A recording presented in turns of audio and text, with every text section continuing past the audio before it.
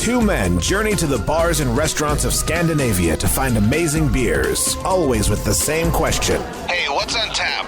It's time to find out. What's on Tap podcast coming to you. We're back. In your ear holes.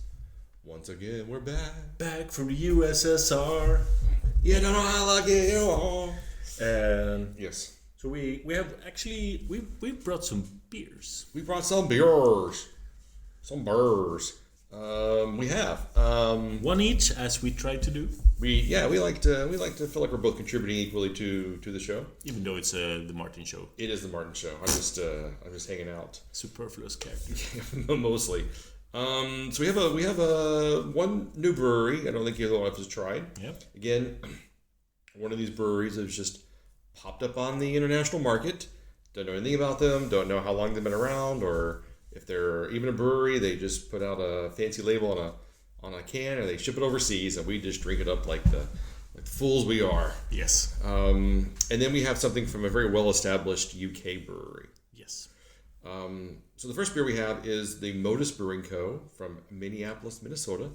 This is a double dry hopped honey cream double IPA from Modist and a collaboration with Dangerous Man. Oh. It's got Strata, Simcoe, and Sabro hops. Comes in at 8.4% ABV. Don't know Dangerous Man. Don't know Modist. So, Dangerous Man is actually my middle name. Is it? Yes. All right, Martin Dangerous Man. Lindstrom, yes. Interesting. So I was on the McKellar website. I saw they had all four beers as a single purchase at a slightly reduced price, and I was like, done and done. So I was very excited to try four beers from a new brewery. So what is a honey cream IPA? No idea.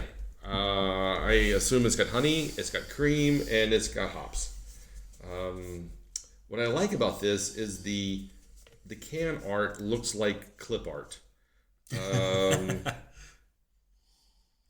It's bits of clip art honeycomb, and there's like a mouth with teeth on it, and then there's what would you call those? What are those? Some kind of flowers. Those aren't flowers. Those I are don't like know. bullet shells or something like that. Then you got a woman with a flower for a head, and then you got another person at top, smoking with sunglasses on. So this is just a real collection of images on here. Fair enough. Yes. All right. So what do you think? What do you think of it so far? You've been sniffing away over there. The more I smell it, the more it smells like some kind of honey candy. Well, Like Werther's original. it is a honey cream double IPA. So Let's try it. let's do Cheers. this. Cheers.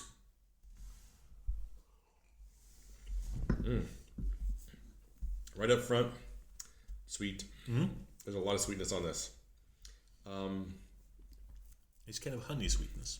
Yeah, and this is one of the problems I have with honey sweetened beers. It's not. They're sweet.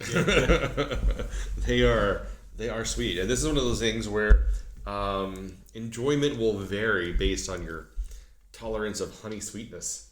If you don't like honey, I don't think you're going to enjoy this beer. Exactly. The aftertaste Can be a cloying sweetness. is pretty honey.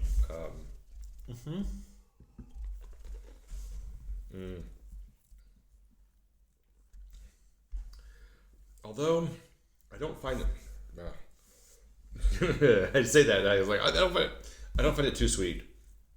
But there is that moment right after I finish it, and like the air hits my mouth, or it's just like it's kind of like the sweet equivalent of sour.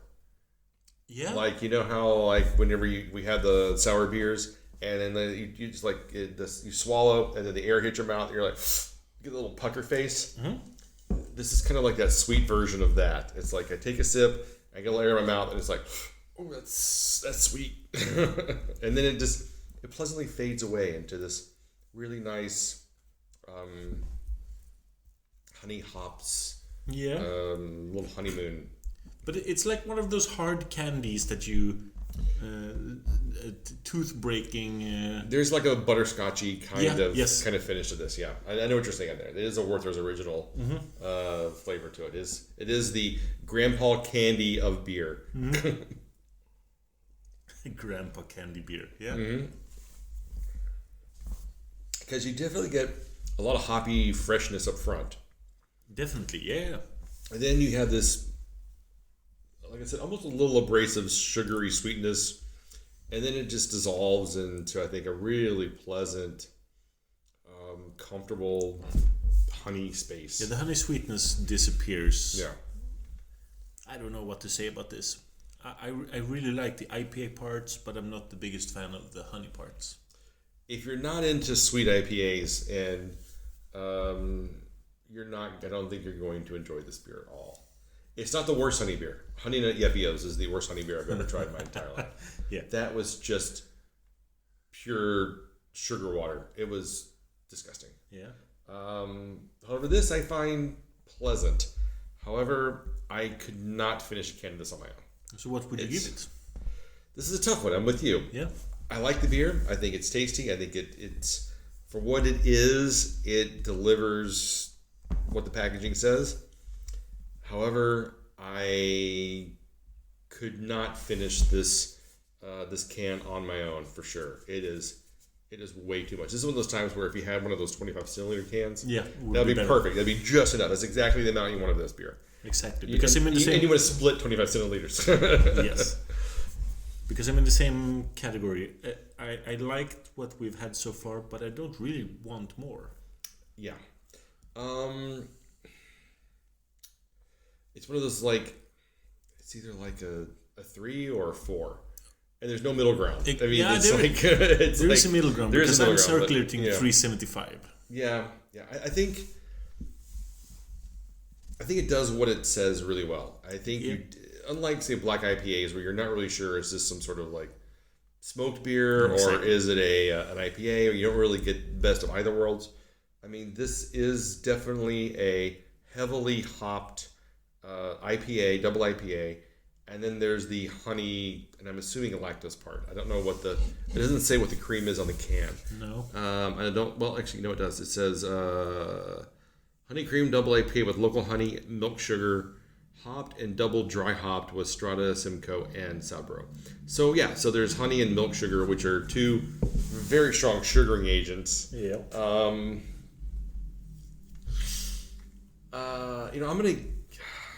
I'm gonna give it a 4. Only because I think the quality is very, very high.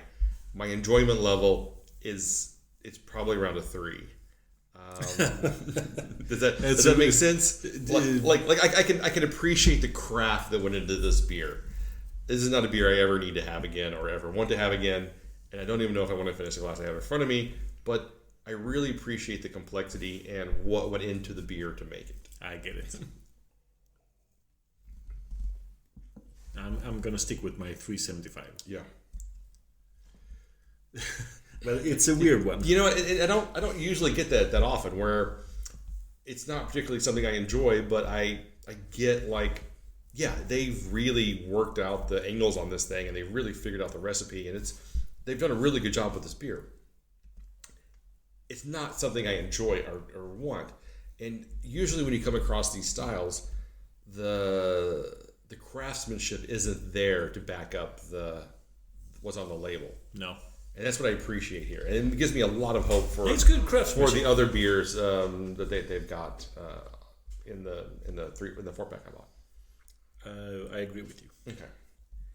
So tell us about the next beer. So the next beer is from Siren. We were very we know Siren. Yes. So they were everywhere and then they were nowhere. Exactly. And now they seem to be coming back. Exactly.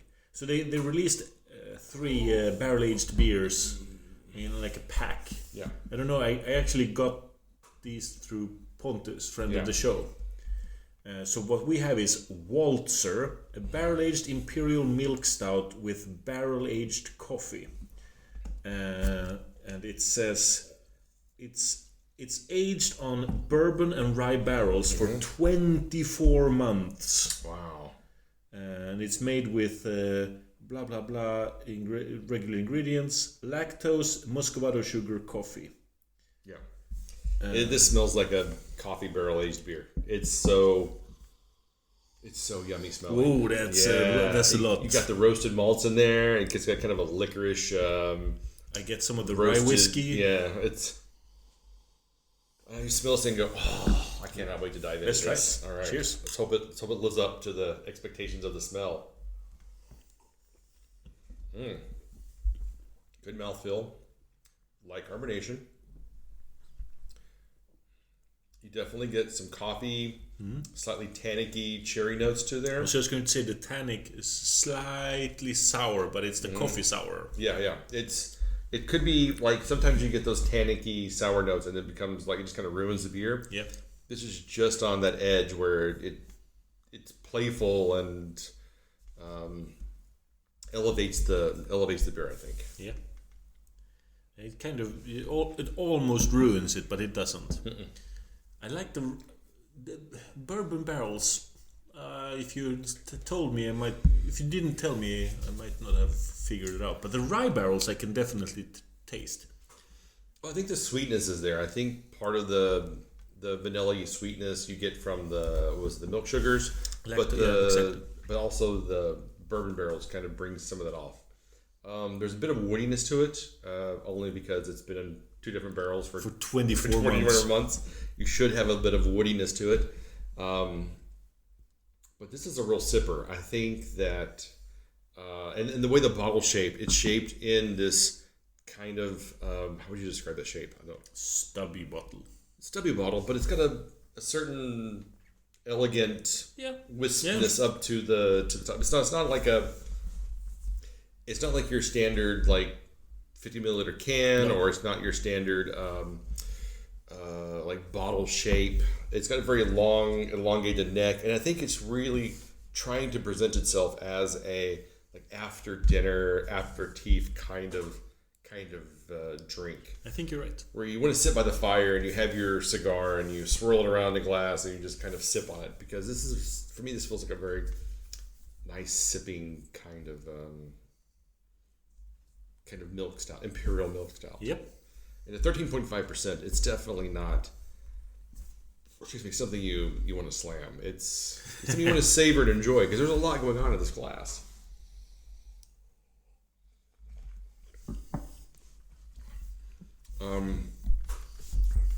A lot of times imperial milk stouts tend to be, for me, really sugary and kind of syrupy almost. I'm not getting that at all here. It's pleasant.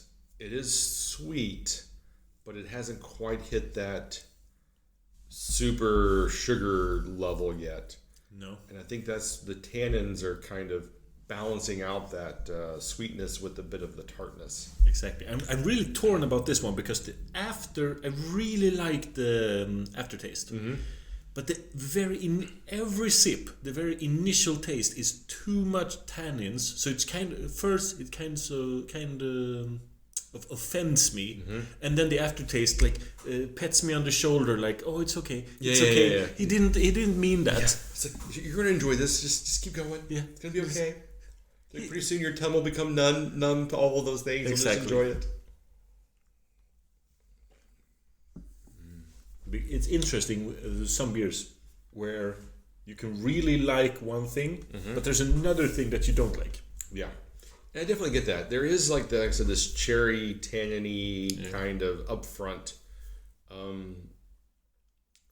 that also hits you with the booziness of it. Kind of just was a little overpowering at first, but then the residual flavors just mellow and linger and just so pleasant. I'm really liking this beer. It is really good. I have no idea how to rate it based on these tasting notes that I've just said. For me, this is a 4.25 to maybe a 4.5 beer. Yeah. Again, I think it's one of those, if I could do a 4.35, I would definitely go there, because I don't think it's not quite a 4.5. No. I think if it was a little more balanced and the barrel aging wasn't a little wrecked, but you can't really age something for 24 months on oak barrels and not expect them to be a little wrecked. So that's kind of a mark up for it, because it's not it's not a disaster in a glass, which it very easily could have been. It could have been. But you're right. The aftertaste alone makes it deserve a 425. Mm-hmm. Yeah. So I'll stay there. Yeah. I think I'm also pretty comfortable in that 425 range. I think it's an excellent beer. I think it was on the barrels a little too long. I think if they did maybe like 1 year, 6 months on both barrels, I think it would have been a much more balanced beer. Probably. But then it would probably have been... I mean, there's probably another Siren beer that was aged not as long with like coffee. Probably. That's the problem with a lot of these barrel agings. Like we say like, oh, it would be better if it was done like this. Yeah, but then it's this other beer that we've also liked. Yeah, probably. Because like you said, they put out a whole series of these things. So there's probably, if we were to look and see what was in this series, it's probably different versions of this beer aged for different periods of time. Not impossible. Yeah. Although I'm really hating their black print on dark blue writing. It's almost impossible to read. It is insane. Come on, guys. Like breweries, if I have one word of advice for you when you're printing your labels, think about readability and fonts. Jesus H. Christ. It's too much work. I can't be bothered to read that, whatever it says. It's a very descriptive paragraph that describes whatever it is that was going on in the beer, but I just cannot be bothered. Okay. So this has been a fun episode. 2 interesting, complex beers that defy traditional descriptions. I think both are quite good and quite interesting in different ways. Both very sweet. I can tell you one thing. What's that? So the beer is aged in bourbon rye barrels, but the barrel-aged coffee is aged in rum barrels. Okay, so here's the thing. Barrel-aged coffee is bullshit. Yep. That is almost like a thing where I'll be like, I'm not going to buy that beer because it's... Like, anytime you read barrel-aged beans, it just means they've abused the fuck out of those beans. So I don't know that...